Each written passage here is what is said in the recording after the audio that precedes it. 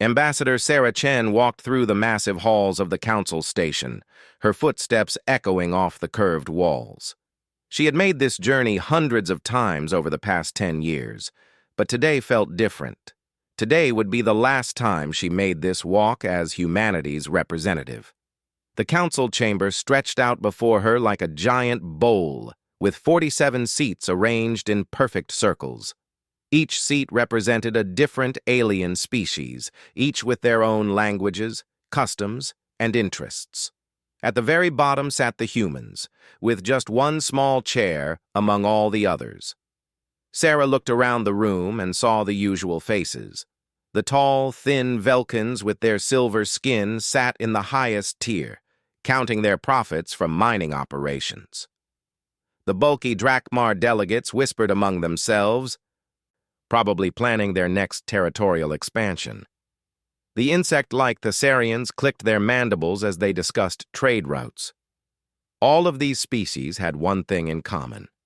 They depended on humans for almost everything that mattered, but they treated humanity like servants rather than partners. President Velak called the session to order. His voice boomed through the chamber's speakers, translated into dozens of languages simultaneously by human-built systems. The council will now hear the human petition, Velak announced, his tone suggesting he had already decided the outcome. Sarah stood up slowly. She had practiced this speech many times, but her heart still raced. The fate of humanity's relationship with the galaxy rested on the next few minutes. Honored delegates, she began. Humanity has served this council faithfully for 53 years. Our engineers built and maintain the hyperspace network that allows you all to travel between stars. Our doctors staff the emergency medical ships that save lives across the galaxy. Our peacekeepers risk their lives to protect worlds from pirates and raiders. She paused, letting her words sink in. Some delegates shifted uncomfortably in their seats. Our negotiators have prevented 17 wars and brokered peace between species that had been enemies for centuries. Human agricultural specialists have ended famines on 12 worlds. Human teachers have educated the children of species across the galaxy. The Zelkan delegate, a massive creature with 4 arms and golden eyes, interrupted her. Yes, humans are useful. What is your point? Sarah's jaw tightened, but she kept her voice steady. Despite all these contributions, humanity holds only one vote in this Council of 47. When we propose aid for struggling colonies, we are outvoted by species who prefer to exploit rather than help. When human worlds are attacked, this council debates for months while our people die. The chamber erupted in angry chittering, growling, and electronic sounds as various species expressed their displeasure. President Velak banged his gavel for order. But the final insult, Sarah continued, raising her voice above the noise, came last week. This council voted to strip mining rights from New Eden, a human agricultural world that feeds 3 sectors, and give those rights to the Zelkan Empire. She turned to face the Zelkan delegation directly. Your mining will poison the soil and kill the native species that pollinate the crops. Without those crops, millions will starve. But this council values Zelkan profits more than human lives or galactic food security. The Zelkan delegate rose to his full height. The Zelkan Empire pays substantial taxes to the council. Human farming barely covers operating costs. That's exactly the problem, Sarah shot back. This council only values money and power. It doesn't care about the people who actually make civilization work. President Velak looked annoyed. Ambassador Chen, please state your petition clearly. Sarah took a deep breath. This was it. Humanity demands proportional representation in this council based on our actual contributions to galactic society. We also demand veto power over decisions that affect human worlds or human-maintained systems. The chamber fell silent for a moment, then exploded in outraged sounds. Several delegates jumped to their feet, shouting in their native languages. Absolutely not, screeched the Thessarian representative. Humans would have too much power. Ridiculous! Boomed the Drakmar delegate. One species cannot hold the galaxy hostage. Sarah waited for the noise to die down. If our demands are not met within 6 months, humanity will withdraw from all council activities. President Velak laughed, a harsh sound that echoed through the chamber. You cannot be serious, Ambassador. Humans are too integrated into galactic society to simply leave. Your people depend on us as much as we depend on them. Do we? Sarah asked quietly. Humans lived for thousands of years before we met any of you. We explored space, built cities, created art, and solved problems. We joined the council to help build something better, not to become your unpaid workforce. The Velcom delegate spoke up. Even if you wanted to leave, it would take decades to replace all the human workers. The disruption would be enormous. Yes, it would, Sarah agreed. That's why we're giving you 6 months to reconsider. 6 months to decide whether you want partners or servants. She gathered her papers and prepared to leave. The choice is yours. Grant humanity equal representation, or find out what happens when the people who actually run your civilization decide they've had enough. President Velak called for an immediate vote. Sarah wasn't surprised when the final tally appeared on the chamber's main screen. 43 votes against, 4 in favor. Only the Vorthons, Alcarans, Resh, and Nim had supported humanity. The same 4 species that had always treated humans with respect and genuine partnership. Sarah nodded to those 4 delegates as she walked out. She didn't look back at the others. There was nothing left to say. 6 months. The countdown had begun. Engineer Marcus Torres finished typing the last line of documentation for the hyperspace beacon array on Sector 7. His fingers moved slowly across the holographic keyboard as he saved 40 years of technical knowledge into the Council's database.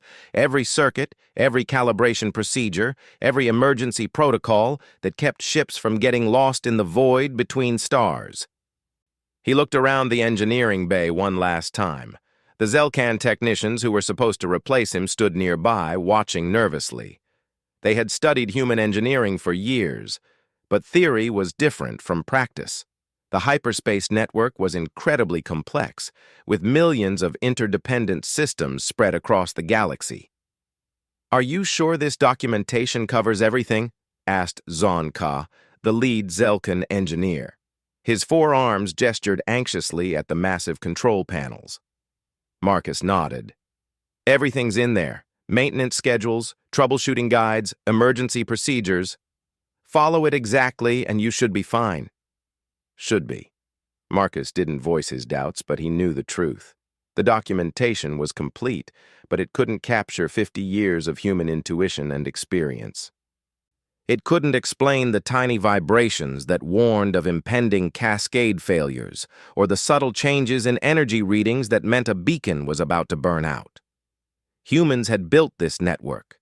They understood it in ways that no other species could match. But the Council had made their choice. "Good luck," Marcus said, gathering his personal belongings. "You'll need it." 3 systems away, Dr. Elizabeth Park was saying goodbye to her patients at the trauma center on Thessarian Prime. The insectoid Thessarians had always been grateful for human medical knowledge. Their own medicine was excellent for their species, but they struggled with multi-species physiology. "Will the other doctors be able to help me?" asked a young Thessarian named Click Ka. The child had been born with a rare condition that affected both her respiratory and nervous systems. Dr. Park had been treating her for 2 years. "Dr. Vesti is very skilled," Elizabeth replied, trying to sound confident. "She has all my notes on your condition." What she didn't say was that Dr. Vesti had never seen a case like this before. The treatment required constant adjustments based on subtle changes in the patient's biochemistry. Elizabeth had developed the protocol through years of careful observation and experimentation. The Thessarian doctor would be working from notes and hoping for the best. Elizabeth hugged the young patient gently. "Be strong, Click-Ka. Do everything Dr. Vesti tells you." The child's mandibles clicked sadly. Why do all the humans have to go away? Elizabeth didn't have a good answer for that. How do you explain politics to a sick child? On the border world of Drakmor 4, Captain James Wright was handing over his peacekeeping station to a mixed group of alien officers. The Drakmar had been testing the borders again, probing for weakness. For 10 years, Wright's human-led squadron had kept them in check through a combination of superior tactics and sheer determination. The patrol routes are all in the database, Wright told Commander Thexra, a tall Velcom officer. The Drakmar usually probe sectors 12 and 18. They avoid direct confrontation, but they'll push as far as you let them. Thexra studied the star charts with obvious concern. Your squadron had an excellent reputation. The Drakmar respected human resolve. Wright almost laughed. Respect? The Council respected human resolve when it came to fighting their battles, but not enough to give humans a voice in decision-making. Just remember, Wright said, the Drakmar are smart. They'll test you for the first few months, show any weakness, and they'll be all over these systems. As Wright's ships prepared to leave, he noticed Drakmar scout vessels already appearing at the edge of sensor range. They had been waiting, watching. The news of human withdrawal had spread quickly. The Drakmar knew an opportunity when they saw one. Back on New Eden, the human agricultural world that had sparked the final crisis, the Zelkan mining crews were already setting up their equipment. Massive drilling platforms descended from orbit, ready to tear into the planet's crust in search of rare minerals. Dr. Sarah Kim, the chief agricultural specialist, watched from her research station as the platforms landed in the middle of the largest pollinator habitat. She had spent 15 years studying the delicate ecosystem that made New Eden so productive. The native insects pollinated not just the human crops, but plants across 3 star systems. Dr. Kim, said Melzu, the Zelkan mining supervisor, our environmental team has reviewed your reports. We will be careful to minimize ecological damage. Sarah looked at the environmental team. 3 young Zelkans with basic training and no experience with complex ecosystems. They had read her reports but didn't understand them. To the Zelkans, the native insects were just bugs. They didn't realize that these bugs were the foundation of the local food web. The pollinator migration happens in 6 weeks, Sarah explained one last time. If you disrupt their breeding grounds, the entire species could collapse. That would affect crop yields across 3 sectors. Melzu waved dismissively. We have studied the migration patterns. Our operations will not interfere. Sarah knew better. The Zelkans were looking at simplified models that didn't account for the complex chemical signals the insects used to navigate. The mining operations would release compounds that would confuse the pollinators, sending them off course during their most vulnerable breeding cycle. But Sarah's warnings had been ignored for months. The Council had made its decision based on Zelkan money, not human expertise. She packed her research notes and prepared to leave. In a few hours, the last human transport would depart New Eden. The Zelkans would learn the truth about ecosystem management the hard way. Across the galaxy, similar scenes played out on thousands of worlds. Human engineers finished their shifts and went home. Human doctors transferred their patients to alien colleagues. Human peacekeepers handed over their posts to nervous replacement crews. There were no angry speeches or dramatic confrontations. The humans simply completed their work, documented everything carefully, and left. Most alien species barely noticed at first. The systems kept running. The hospitals stayed open. The peace held. But in the command centers and medical facilities and border stations across the galaxy, alien supervisors were beginning to realize something troubling. Running these systems was much harder than it looked. The humans had made it appear effortless. But the reality was far more complex. President Valak received daily reports from across Council space. Minor problems, mostly, equipment malfunctions, communication delays, nothing serious, not yet. He dismissed the reports as temporary growing pains. The galaxy had managed without human dominance before. it would adapt. Valak had no idea that the countdown to chaos had already begun. The first major crisis began 6 months and 3 days after the last human engineer left the Central Hyperspace Control Station. Zonka was working the night shift when the alarms started screaming. Red lights flashed across every panel in the control room as warning messages flooded the screens. The hyperspace beacon in Sector 7 was showing massive energy fluctuations. "What's happening?" shouted his supervisor, rushing into the control room. Zonka's 4 arms moved frantically over the controls, but nothing he tried seemed to help. "The beacon is destabilizing. Energy levels are climbing beyond safe parameters. Follow the emergency procedures." Zonka pulled up the documentation that Marcus Torres had left behind. Step by step, he tried every protocol listed for beacon malfunctions. But the procedures assumed certain background knowledge that the humans had never thought to explain. What did adjust resonance frequency to harmonic baseline actually mean in practice? The numbers in the manual didn't match what Zonka was seeing on his screens. In desperation, he tried to contact the human engineer who had built this particular beacon array, but Marcus Torres was 3 weeks into hyperspace travel, heading home to Earth. His ship wouldn't receive messages for another month. The beacon exploded 12 minutes later. The blast created a cascade failure that rippled through the hyperspace network. Beacons in connected sectors began overloading as they tried to compensate for the missing node.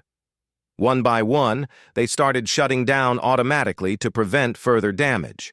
Within hours, 12 major trade routes were severed. Hundreds of ships found themselves stranded in normal space, days or weeks away from their destinations. The economic damage began immediately as cargo deliveries stopped and communication networks failed. President Velak called an emergency council session. The chamber was half empty because many delegates couldn't reach the station through the damaged hyperspace network. "This is exactly the kind of disruption the humans warned us about," said the Vorthan representative via long-range communication. "Perhaps we should reconsider their offer." "One accident doesn't prove anything," Velak replied, though his voice lacked its usual confidence. "Our engineers will have the network repaired within days." But the repair teams quickly discovered a problem. The humans had built the hyperspace network over 50 years, adding improvements and modifications that weren't always documented. The beacons that had failed used a hybrid technology that combined original council designs with human innovations. The replacement beacons didn't work properly because they lacked the human modifications that made the system stable.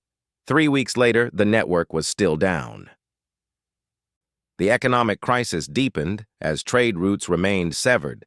The Velcom stock market crashed when their mining companies couldn't ship products to distant buyers. Food shortages began appearing on worlds that depended on agricultural imports. Then the medical emergency hit. It started on Thessarian Prime, where Dr. Elizabeth Park used to work. A new plague spread rapidly through the insect colonies, attacking their respiratory systems. The disease was unlike anything the Thessarians had seen before, and their standard treatments weren't working. Dr. Vesti worked frantically to develop a cure, but she lacked the human expertise in multi-species medicine. The humans had developed innovative treatment protocols by studying diseases across dozens of different alien biologies.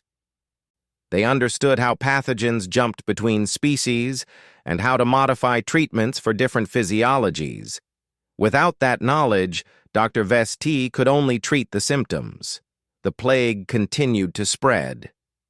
"We need to contact the human medical teams," Dr. Vesti told the Thessarian government. "They have experience with cross-species pandemics." But the communication networks were still damaged from the hyperspace failures. By the time they managed to reach human space, the plague had spread to 6 worlds. The death toll was approaching 2 million. The human medical teams offered to help, but they demanded something the council couldn't give: full authority to implement quarantine procedures and treatment protocols without interference from local governments. They had learned from decades of experience that political considerations could make medical emergencies much worse. The council refused. They couldn't give humans that kind of power, even in an emergency. The plague continued to spread.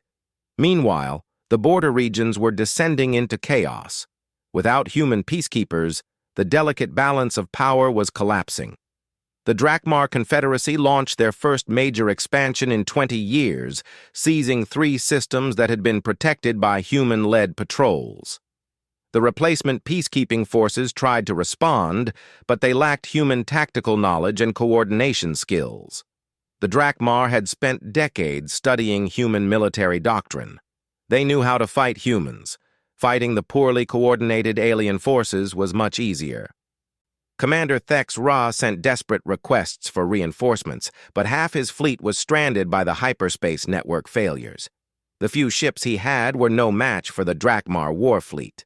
"We're losing everything," he reported to the council. "The Drakmar are moving faster than we can respond. At this rate, they'll control the entire Outer Rim within a year."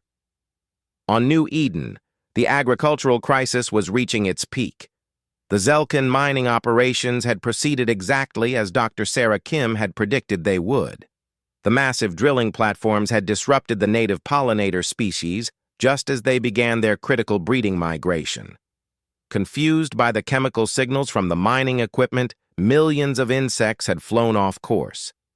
Instead of reaching their traditional breeding grounds, they had scattered across space, many dying in the vacuum between planets. The few that survived were too few to maintain their species. The pollinator collapse happened quickly. Within 3 months, crop yields across 3 sectors began falling dramatically. Plants that had depended on the native insects for reproduction started dying. The carefully balanced ecosystem that had supported billions of people began to unravel. Melzu, the mining supervisor, found himself facing angry crowds of hungry aliens as food riots broke out across the affected systems. The rare minerals his teams had extracted were valuable, but you couldn't eat them. "How did the humans know this would happen?" he asked his environmental team. The young Zelkin scientists had no answer. They had followed their training, but they had never understood the complex interdependencies that human scientists took for granted. To them, ecosystems were just collections of individual species. They couldn't see the invisible web of relationships that held everything together. The food shortages led to mass migrations as entire populations abandoned failing worlds. Refugee ships crowded into systems that were already struggling with their own problems. Fighting broke out over resources as governments collapsed under the pressure. In the council chambers, President Velak faced a parade of angry delegates demanding solutions. But every problem seemed to require human expertise that was no longer available. "Where are the human repair teams?" demanded the Zelkin representative, whose own worlds were now suffering from the food crisis. "The humans have withdrawn from council space," Velak replied weakly. "We would have to negotiate new agreements." "Then negotiate," shouted the Thessarian delegate. "My people are dying." But Velak knew the truth. The council had burned their bridges with humanity. They had treated humans as servants for decades, ignoring their expertise and dismissing their warnings. Now, when they needed human help the most, they had nothing to offer in return. The humans were gone, and with them, the knowledge and skills that had held galactic civilization together. The galaxy was learning a hard lesson. It's much easier to destroy something than to rebuild it, and some things, once broken, can never be fixed. 2 years after humanity's withdrawal, President Velak sat alone in his office, aboard what remained of the council station. Through the large viewport, he could see the refugee ships clustering around the station like desperate moths drawn to dying light. Thousands of vessels filled with displaced populations, fleeing the chaos that had consumed their worlds. The hyperspace network still functioned at barely 30% capacity.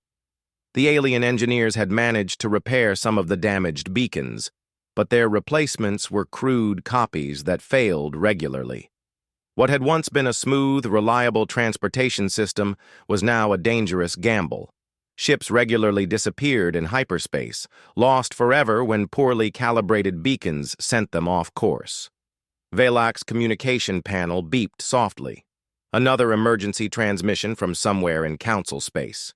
He almost didn't answer. These days, every call brought news of another disaster. Another system falling apart. Another species abandoning the council for regional alliances that might actually protect them. "Mr. President," came the voice of Captain Rix Va, a Velcom officer stationed in the Outer Rim. "The Drakmar have taken the Kepler colonies. We couldn't stop them." Velek closed his eyes. The Kepler colonies had been home to 12 million people across 4 worlds. Now they would become slave labor for the expanding Drakmar Empire. "What about the defense fleet?" Velak asked, though he already knew the answer. "Half our ships are stuck in normal space because of beacon failures. The other half arrived 3 days late because we couldn't coordinate through the damaged communication network. By then, the Drakmar had already enslaved the populations. It was the same story everywhere. Without human peacekeepers and their superior tactics, the Council's military forces were ineffective. Without human engineers maintaining the networks, coordination was nearly impossible. Without human negotiators, diplomatic solutions were rare. The Drakmar weren't the only ones taking advantage. Pirates raided shipping lanes with impunity. Slave traders operated openly in systems that had once been safe. Local warlords carved out their own territories from the ruins of council authority. President Velak had sent dozens of envoys to human space, begging for help. The human response was always the same: polite, diplomatic, and absolutely final. Humanity would consider individual requests for assistance on a case-by-case basis, as equals negotiating with equals. They would not return to their role as the Council's workforce. Some species had already given up on the Council entirely. The Resh Commonwealth had signed a separate peace treaty with humanity, offering technology and resources in exchange for protection and expertise. The Vorthons and Alcarans had formed their own alliance with human space. Even some Zelkon colonies were secretly negotiating with human representatives. The irony was bitter. The species that had voted against humanity were now begging for human help, while the 4 species that had supported humans were thriving under human protection.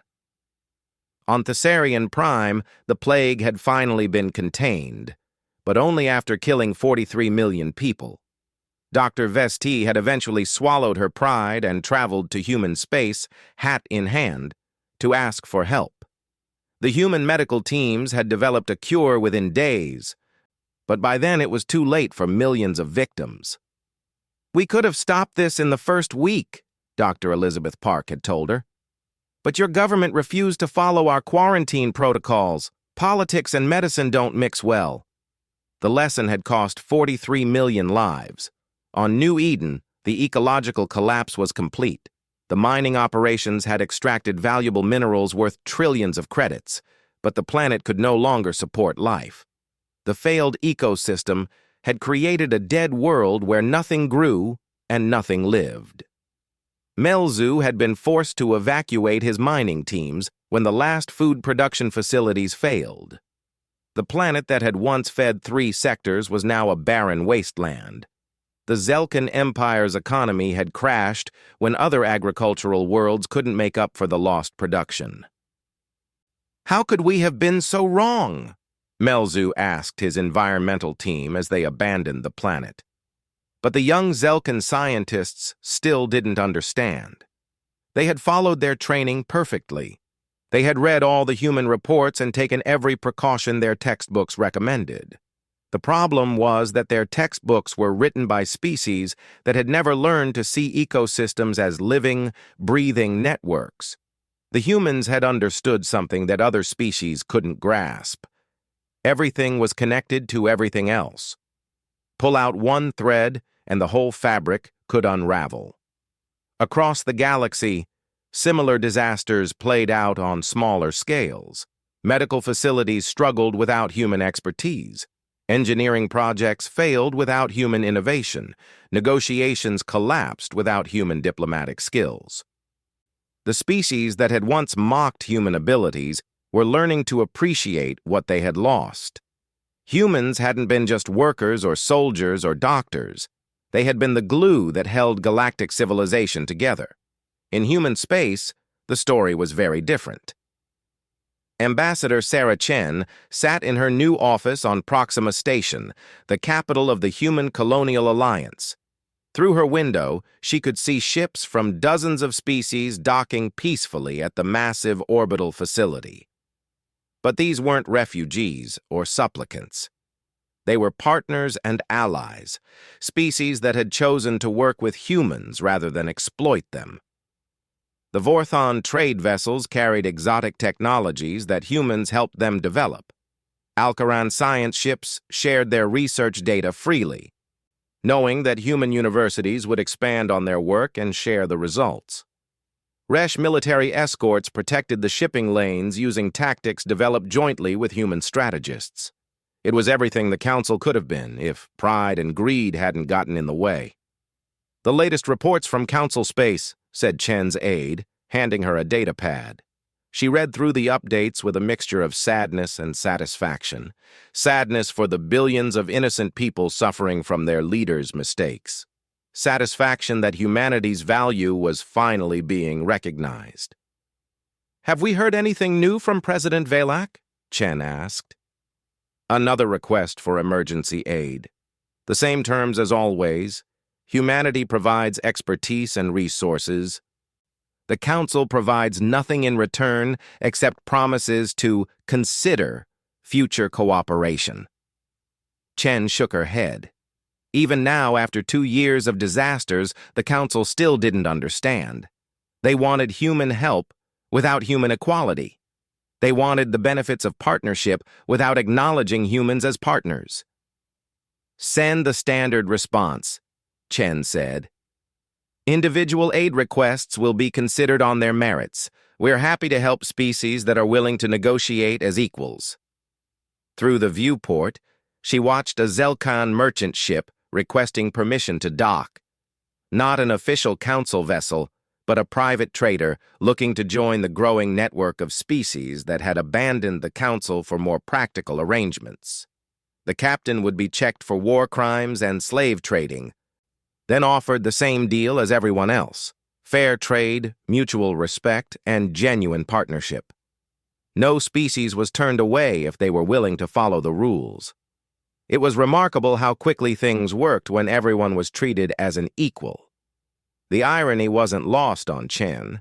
The council had collapsed because it treated its most valuable members as servants. The Human Colonial Alliance was thriving because it treated everyone as partners. The galaxy had learned the hard way that true strength came from cooperation, not domination. But for many species, the lesson had come too late. 5 years had passed since humanity walked away from the Galactic Council. The old galaxy was gone, replaced by something entirely new. Former President Velak sat in a small apartment on Refuge Station, a ramshackle facility built from salvaged council ships. His once magnificent government complex had been abandoned when the last of the member species finally gave up on the council. Now he survived on charity from relief organizations, watching news feeds from a galaxy that had moved on without him. The news today was particularly bitter. First contact. Humanity had made contact with a previously unknown species beyond the old council borders. The Kithara were a peaceful, technologically advanced civilization that had been watching galactic politics from a distance. Now they were ready to make contact, but only with the Human Colonial Alliance. Velak watched the footage of human diplomats meeting Kithara representatives on a neutral station. The two species exchanged gifts and began immediate discussions about trade, cultural exchange, and mutual protection. Within hours, they had established the framework for a partnership that benefited both civilizations. It was everything the Council had claimed to represent, but had never actually achieved. Breaking news from the Alliance. the reporter continued. The Cathara have agreed to share their advanced medical technology in exchange for human agricultural expertise and engineering support. Alliance officials expect the partnership to benefit millions of people across dozens of worlds. Velak turned off the news feed. He couldn't bear to watch anymore. Outside his small window, he could see the traffic around Proxima Station in the distance. Ships from across the galaxy came and went in an endless stream. The Human Colonial Alliance had become the center of galactic civilization, the place where different species came to trade, learn, and solve problems together. The Alliance now included 37 species. Not as many as the old Council had claimed, but these were genuine partnerships. Every member had equal representation based on their contributions. Decisions were made by consensus rather than by economic might. When conflicts arose, they were resolved through negotiation rather than force. The Alliance's success had inspired other regional partnerships. The Outer Rim Federation protected the border worlds that the Council had abandoned. The scientific consortium shared research data freely among its members. Even the Drakmar had eventually formed their own confederation after their expansion was stopped by Alliance peacekeepers.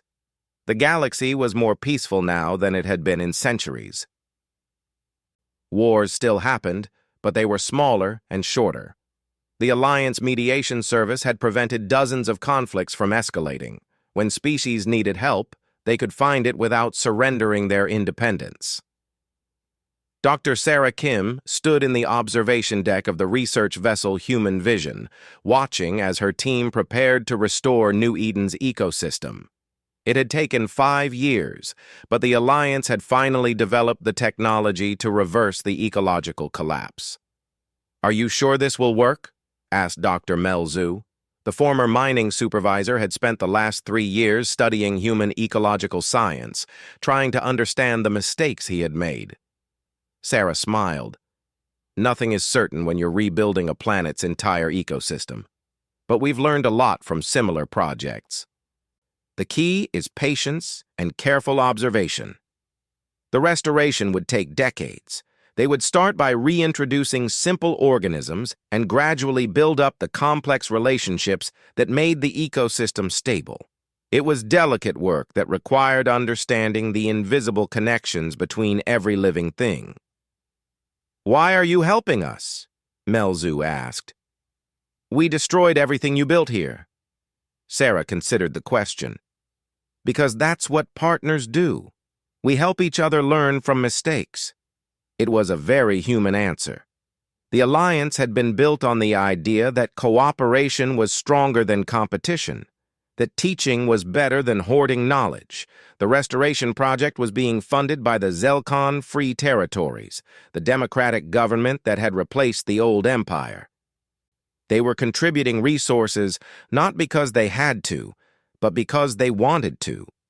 The new Zelkan leadership understood that a healthy galaxy was good for everyone. Captain James Wright stood on the bridge of the Alliance ship Defiant, watching a very different kind of first contact. The ship they were approaching had been drifting in space for 3 weeks. Its engines failed, and its crew slowly dying from system failures. It was a Drakmar vessel, technically still an enemy of the Alliance, but the distress signal was real, and Alliance policy was clear: help anyone who needed it, regardless of politics. "This is Captain Wright of the Alliance ship Defiant," he broadcast. "We've received your distress signal. Do you accept our assistance?" There was a long pause before the Drakmar captain responded. "Why would you help us? Our governments are not allies." Wright smiled. It was a question he heard often from species that still thought in terms of the old galaxy's bitter rivalries. "Because you're people in trouble, and we're people who can help. Politics doesn't enter into it." The rescue took 6 hours. Wright's crew worked alongside Drakmar engineers to repair the damaged ship and provide medical aid to the injured crew. When it was over, the Drakmar captain asked to speak with Wright privately. "I do not understand your people," the captain said. "You help enemies. You share technology freely. You ask for nothing in return. That's not true, Wright replied. We ask for something very valuable. We ask that when you encounter someone else in trouble, you help them too. We ask that you remember this day and choose cooperation over conflict. It wasn't charity. It was investment in the kind of galaxy humans wanted to live in. Ambassador Sarah Chen stood in the Assembly Hall of New Geneva, the Alliance capital. Representatives from all 37 member species were gathered for their monthly council session. Unlike the old council, this room buzzed with genuine collaboration. The Vorthan representative was sharing new research on quantum communication. The Alcaran delegate was proposing a joint mission to explore the galaxy's outer rim. The newest member, the reformed Thessarian Republic, was offering to host a medical conference. The Kithara have confirmed their interest in joining the alliance, Chen announced.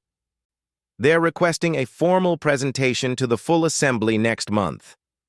The room erupted in excited chatter. The Kithara were known for their advanced technology and peaceful philosophy. Their membership would strengthen the alliance significantly.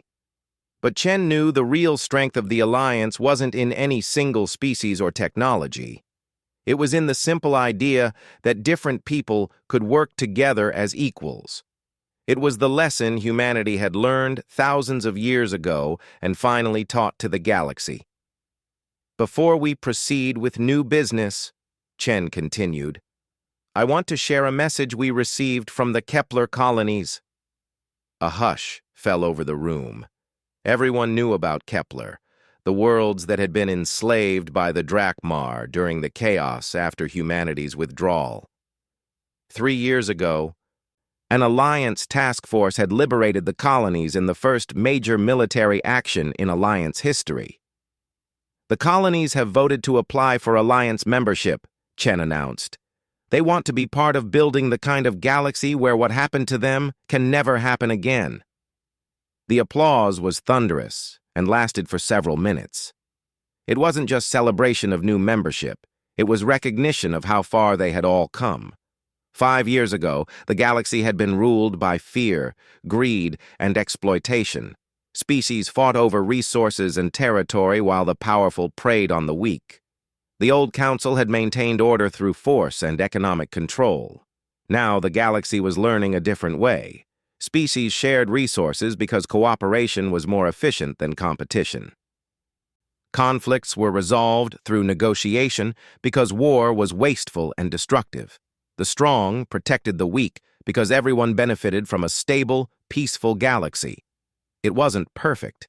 Problems still existed, and new challenges arose regularly. But for the first time in galactic history, different species were working together as true equals. Chen looked around the assembly hall at the faces of delegates from dozens of worlds. They came in every size, shape, and color imaginable. They breathed different atmospheres, ate different foods, and thought in different ways. But they all shared the same goal, building something better than what had come before. Outside the windows of New Geneva, the stars shone with promise. Somewhere out there, new species were watching and learning. The galaxy was vast, full of wonders yet to be discovered and friends yet to be made. Humanity had given the galaxy a simple gift, the idea that everyone mattered.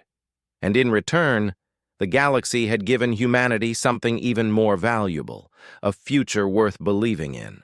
The old council station still drifted in space, dark and abandoned. But its failure had taught the galaxy the most important lesson of all. True strength didn't come from controlling others. It came from lifting them up.